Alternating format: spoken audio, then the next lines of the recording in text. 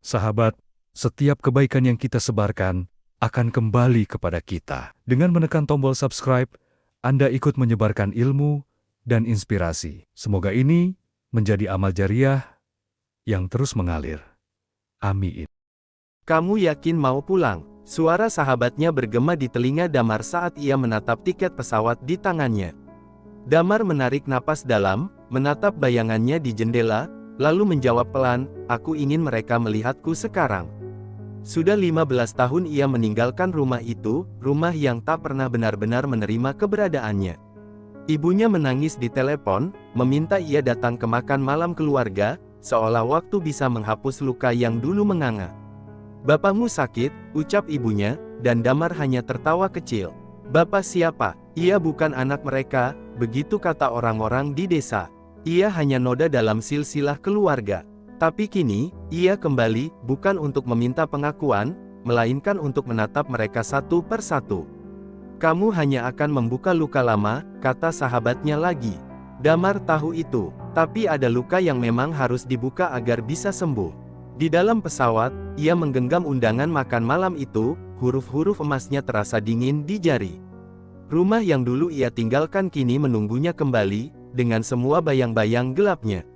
Malam ini, ia akan duduk di meja makan bersama mereka, untuk pertama kalinya, dan mungkin untuk terakhir kalinya.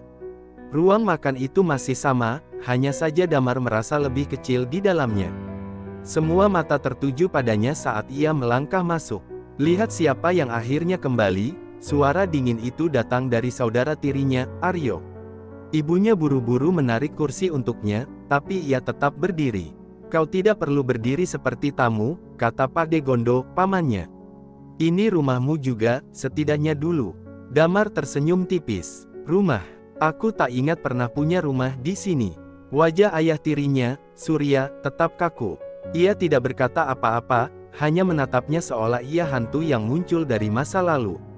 "Bagaimana kabarmu di Jakarta?" tanya salah satu sepupunya, mencoba mencairkan suasana. "Baik, lebih baik dari yang kalian kira," jawab Damar, penuh penekanan. Semua kembali diam, hanya suara sendok dan garpu yang beradu dengan piring. Damar duduk, tapi ia tahu makan malam ini bukan tentang makanan. Ini tentang siapa yang akan menghancurkan siapa lebih dulu. Dan ia siap untuk itu. "Ku dengar kau sukses sekarang," suara Aryo penuh sindiran. "Biar ku tebak, orang-orang di luar sana tidak tahu asal-usulmu." "Asal-usulku tidak ada hubungannya dengan kesuksesanku," balas Damar santai. "Tapi di sini, kita tahu dari mana kau berasal," tambah Aryo, sambil melirik ayah mereka. Surya akhirnya bersuara, suaranya serak, dingin. "Kau datang ke sini untuk apa, Damar?" "Ibuku memintaku datang," jawabnya. "Atau kau tidak suka aku ada di sini?" Ibunya menggenggam tangannya di bawah meja, tapi Damar menarik tangannya pelan. "Kau pikir dengan sukses kau bisa menghapus apa yang sudah terjadi?" Surya menatapnya tajam. "Aku tidak berusaha menghapus apapun," Damar mengangkat dagunya. "Tapi aku tidak akan membiarkan kalian melupakannya." Keheningan jatuh seperti palu godam. "Dulu aku anak haram, aib keluarga," lanjutnya. "Sekarang aku kembali. Masih aib, atau sudah cukup pantas untuk duduk di sini?" Ibunya menunduk, air mata menggenang di matanya. Tidak ada yang menjawab, tapi Damar tidak butuh jawaban. "Cukup," suara ibunya pecah di udara. "Apa yang cukup?" Damar menatap ibunya. "Kebohongan, rasa malu. Aku hanya ingin kita bisa makan malam tanpa pertengkaran," ucap ibunya dengan suara bergetar. "Makan malam ini bukan tentang makanan, Bu. Ini tentang sesuatu yang kita semua pura-pura tidak tahu." Semua orang di ruangan itu tahu rahasia yang dimaksud.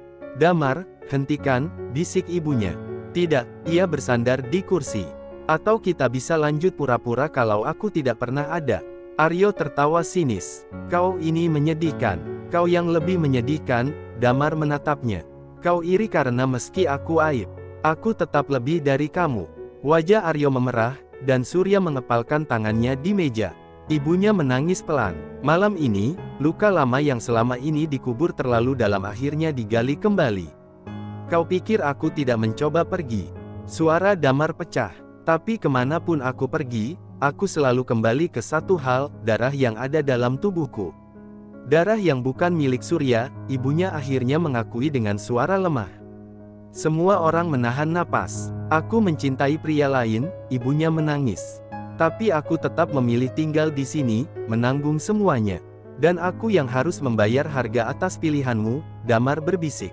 Surya berdiri, lalu berbalik, menghindari mata semua orang. Kau bukan anakku, suaranya nyaris tak terdengar. Damar tertawa kecil. Aku tahu itu sejak aku bisa bicara. Tidak ada yang berani menatapnya. Ia meraih gelasnya, meneguk air perlahan. Jadi, apakah aku harus pergi sekarang? Damar, jangan pergi, suara ibunya penuh harap, tapi suaranya terdengar lebih seperti permohonan yang sia-sia. Kenapa? Bukankah lebih mudah kalau aku menghilang, seperti yang kalian inginkan sejak dulu? Surya masih berdiri membelakangi mereka, tangannya gemetar di sisi tubuhnya. Aryo menyeringai, tapi di balik itu, ada ketakutan yang ia coba sembunyikan. Kau pikir sukses bisa menghapus fakta kalau kau cuma hasil selingkuh? Ucap Aryo pelan, seakan ingin melukai dengan kata-katanya. Damar tersenyum miring. Dan kau pikir nama keluargamu bisa menyembunyikan fakta kalau kau hanya bayangan dari ayahmu? Seketika wajah Aryo berubah merah padam. Cukup, suara Surya meledak, membalikkan badan dengan mata penuh kemarahan dan kelelahan. Aku tidak peduli kau anak siapa, tapi kau tidak pernah menjadi bagian dari keluarga ini. Damar menatap pria yang selama ini ia panggil Bapak dengan tatapan datar. Bagus, jawabnya, suaranya rendah tapi tajam. Karena aku juga tidak pernah merasa jadi bagian dari kalian. Ia mendorong kursinya ke belakang, berdiri dengan tenang. Semua orang diam saat Damar berjalan menuju pintu, hanya langkah kakinya yang terdengar di ruangan itu. Ibunya berlari mengejarnya, meraih tangannya. Nak, tolong, jangan pergi seperti ini. Damar berhenti, tapi tidak menoleh. Aku sudah pergi sejak lama, Bu, suaranya terdengar lebih lembut, tapi tetap penuh luka. Tapi keluarga tetap keluarga, Nak, ibunya menangis, genggamannya melemah. Tidak, Damar akhirnya menatapnya. Keluarga bukan tentang darah, tapi tentang bagaimana kita memperlakukan satu sama lain. Matanya bertemu dengan mata ibunya, dan untuk pertama kalinya, ibunya melihat sesuatu yang berbeda di sana, bukan kemarahan, tapi kelelahan. Ia melepaskan tangan ibunya dengan perlahan. Aku baik-baik saja, Bu. Jangan khawatir. Ia melangkah keluar, membiarkan angin malam menyambutnya. Tidak ada yang mengejarnya lagi. Tidak ada yang berusaha menghentikannya. Malam itu, ia meninggalkan rumah yang selama ini hanya menjadi bayang-bayang luka dalam hidupnya. Ia tidak butuh pengakuan mereka, karena ia sudah mengakui dirinya sendiri.